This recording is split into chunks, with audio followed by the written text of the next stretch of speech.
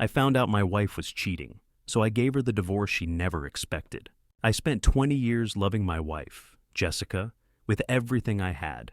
I built a life for us, worked my ass off to make sure we had a beautiful home, vacations, and a future. I thought we were happy. Then one night, I found out the truth. Jessica wasn't just having an affair. She had been cheating for years. While I was working late to provide for us, she was sneaking around, laughing behind my back, thinking she would never get caught. She thought I would be blind forever. She thought I would beg her to stay. She had no idea that I wasn't just going to divorce her. I was going to make sure she regretted every second of what she did to me. Before we jump into today's video, I need your help. We've noticed the channel is losing some traction, and subscribing is one of the best ways you can support us. It's quick, free, and it helps us keep bringing you awesome content. Your support means the world. Let's keep this channel growing together. Thanks so much. Now let's start the video. I always thought that by the time I reached my 40s, my life would be settled. A good job, a loving wife, a stable home. Everything I had worked for over the last 2 decades. And for the longest time, I believed I had it. My wife, Jessica, and I had been together for 20 years. We met when we were young, built a life together, went through the ups and downs that every couple faces. I worked long hours to provide for us, but I never thought that was a problem. Jessica had always been the romantic one. She loved surprises, fancy dinners, little weekend getaways. I wasn't the most expressive guy, but I tried. I bought her flowers on special occasions, took her out whenever I had the time. I thought it was enough. I was wrong, because while I was working late nights, pushing through overtime to give her the life she wanted, she was giving herself to someone else. And I had no clue. Not until one random Tuesday night changed everything. I was working late at the office like I usually did. Nothing unusual, but around 9 p.m., I realized I had left my personal phone at home. No big deal, I had my work phone. But out of habit, I logged into my cloud account from my laptop just to check for any missed calls or texts. And that's when I saw something strange. A message from an unknown number. Can't wait to see you again tomorrow. Last night was incredible. I'm still thinking about you. My stomach dropped. I stared at the screen, trying to make sense of it. Maybe it was a wrong number. Maybe it wasn't meant for Jessica. Maybe. Then another text came through. Same time, same place. Let me know when he's working late. I felt the blood drain from my face. I clicked through the message thread, my hands shaking.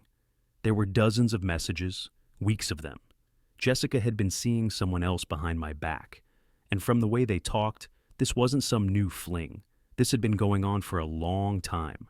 I sat there in my dark office, my heart pounding in my chest, realizing that my entire marriage, the last 20 years of my life, had been a complete lie, and she thought I would never find out. She thought I would just keep coming home, keep paying for everything, keep loving her blindly while she laughed behind my back. But what she didn't know, she had just made the biggest mistake of her life. Because I wasn't just going to leave her, I was going to make sure she regretted every second of what she did to me. I sat in my office for what felt like hours, staring at the messages, rereading them over and over. I wanted to believe I was imagining things, that there was some logical explanation. But there wasn't.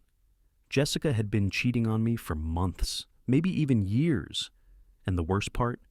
She had been careful, smart about it. She never acted distant, never made me feel like something was off. She was so damn good at lying that I had never even questioned her. Until now. I took a deep breath, my hands shaking with anger.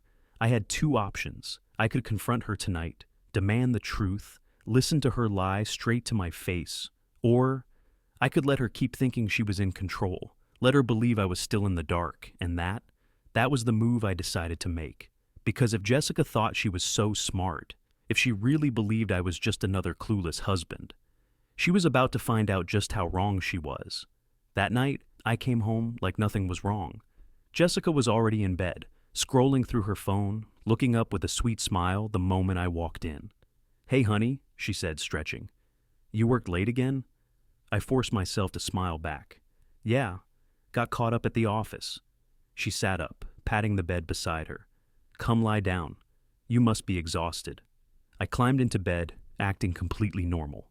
But as I lay beside her, I felt sick.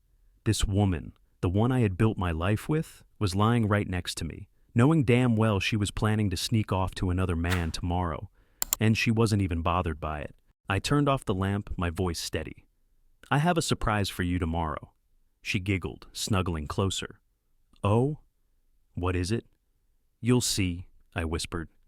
She laughed softly, completely oblivious, and as I lay there in the dark, listening to her breathing slow as she drifted off to sleep. I was already planning exactly how I was going to end this marriage, and she would never see it coming. The next morning, I woke up before Jessica.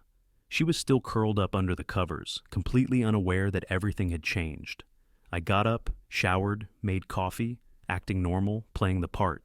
But inside, I was already 10 steps ahead. By the time Jessica woke up, I was sitting at the kitchen table, casually scrolling through my phone. "Morning, babe," she said with a smile, kissing me on the cheek. I smiled back. "Morning." She grabbed a cup of coffee and sat across from me, stretching like she didn't have a damn care in the world. I leaned back in my chair. "Got any plans today?" She barely hesitated. "Oh, just some errands. Maybe lunch with Mia." I nodded. Mia. Right. Except I had already gone through her messages. Jessica wasn't meeting Mia. She was meeting him. The unknown number that wasn't so unknown anymore. The guy she had been sneaking around with for months. And instead of calling her out, I just smiled. "Sounds nice," I said, taking a sip of my coffee. "I actually have a surprise for you later." Her eyes lit up. "Really?" "Yeah. A little something for us to do this afternoon." She giggled, her excitement genuine. "You're so sweet," I smirked. She had no idea. As soon as Jessica left the house, I got to work. Step 1, tracking her. I had installed a GPS tracker on her phone that morning, right before she woke up. Nothing fancy, just a simple app that let me see exactly where she was in real time. And within an hour, she was nowhere near Mia's house. She was at a hotel. I clenched my jaw, staring at the little red dot on my phone. She really thought she was untouchable, that I'd never suspect a thing. But today, she was about to get the shock of her life. Step 2, gathering evidence. I wasn't going to be one of those guys who storms in, screaming, making a scene, giving her the chance to lie her way out of it. I needed proof. So I drove to the hotel, parked a few spots away from her car, and waited. Sure enough, within minutes, I saw her step out of the elevator with him. Tall, good-looking, younger than me. The kind of guy who probably thought he was so much better than the husband she had at home. I took out my phone and started recording. They laughed, held hands. Jessica looked at him the way she used to look at me. And the worst part? She looked happy. Like she wasn't just cheating, she was falling for him. That's when I knew. This wasn't a one-time mistake. This was a choice. And that meant she didn't deserve a second chance. Step 3, the setup. I drove home and got everything ready. Dinner, cooked, wine, poured, candles, literature. Because when Jessica walked through that door later, I wanted her to think everything was perfect. I wanted her to believe that she had gotten away with it. And then I was going to tear her entire world apart. By the time Jessica got home, everything was set. The lights were dimmed. Soft music played in the background. The table was set with candles, wine, and her favorite meal. The perfect Valentine's Day dinner. She walked through the door, looking surprised but pleased. "Wow," she said, setting down her purse. "This looks amazing." I smiled, keeping my voice calm. I wanted tonight to be special. She walked over and kissed my cheek, her perfume still lingering from wherever the hell she had been. With him. I pulled out a chair for her. "Sit. Let's enjoy our night." She beamed, completely oblivious. As she sat down, I poured her a glass of wine, then picked up my own. "To us," I said, raising my glass. She clinked hers against mine. "To us." I took a sip, watching her over the rim of my glass. "So, how was your day?" She hesitated for half a second. "Oh, just running errands, catching up with Mia." I grinned. "That's funny." She frowned. "What?" I pulled out my phone, opened my camera, turned the screen toward her, and hit play. The color drained from her face the moment she saw it. The video. Her. Him. Walking out of the hotel together, laughing, holding hands. Her eyes widened in horror. Where did you get that?" I set my phone down, keeping my voice steady. "You tell me, Jessica, because according to you, You were with Mia all day. She opened her mouth, struggling for words. Wait, I can explain. I held up a hand. Number. You don't get to explain. You get to listen. Her breathing was shaky now. Honey, please, let's just talk about this. I laughed. Actually laughed. Talk about what? I asked. About how you've been sneaking around behind my back? About how you spent Valentine's Day afternoon with another man before coming home to celebrate our marriage? Her lip trembled. It wasn't what it looked like. I scoffed. Oh, really? Because it looked a hell of a lot like you cheating on your husband. She reached for my hand, but I pulled away. Please, she whispered, tears forming in her eyes. I made a mistake. I tilted my head. A mistake? I repeated. That's funny, because from what I saw, you looked pretty damn happy. She opened her mouth, desperate now. It didn't mean anything, I swear. I shook my head. It meant everything, and now it's over. She froze. I pulled out another stack of papers, divorce papers, already signed. Her eyes widened in shock. Wait, I slid them across the table. I'm not fighting. I'm not arguing. I'm not begging you to stay. I'm giving you exactly what you deserve, Jessica. She stared at them, her hands trembling. You can't be serious, she whispered. I leaned forward, looking her dead in the eyes. You thought you had it all figured out, I said. That I'd never find out. That I'd be the idiot husband who just kept loving you while you laughed behind my back. Her tears started falling now. I didn't care. I want you out by the end of the week, I said, standing up. And trust me, this is the nicest I'll ever be to you again. She sobbed, shaking her head. Please, don't do this. But I was already walking away. Because this was the moment she realized she had lost everything. And it was all her fault. Jessica sat there, frozen, staring at the divorce papers like she couldn't believe what was happening. Like she thought I'd never actually leave her. Like she thought I'd be like all those other fools who beg, cry, and try to fix what's already shattered. But I wasn't that man, not anymore. She swallowed hard, her hands trembling as she reached for the papers. Well, we can talk about this, can't we? I tilted my head. Talk about what exactly? She wiped at her tears, trying to compose herself. About us, about what this means, about whether we can fix it. I scoffed. Jessica, you weren't thinking about fixing anything when you were with him this afternoon. Her breath hitched. I didn't mean for this to happen. I let out a cold laugh. You didn't mean to cheat. You didn't mean to lie. You didn't mean to let another man touch you while you still wore my ring. She pressed her hands to her face, sobbing now. Good. She deserved every tear. You don't understand, she whimpered. I felt like we were drifting apart. I didn't know how to talk to you. I felt lonely. I slammed my fist on the table, making her jump. Lonely? I repeated, my voice sharp. I was working my ass off for us, for this marriage. And you felt lonely? So, instead of talking to me like a damn adult, you went and spread your legs for someone else? She winced, looking away. She couldn't even defend herself, because she knew I was right. I took a deep breath, exhaling slowly.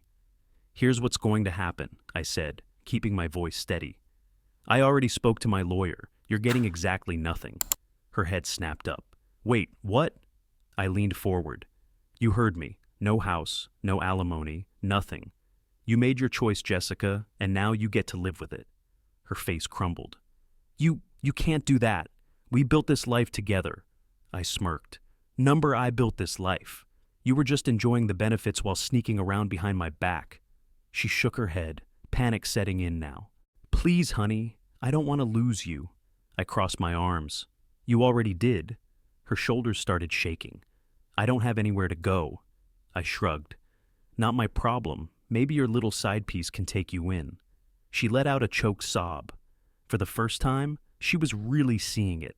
She had spent years thinking she could do whatever she wanted, that I would always be there.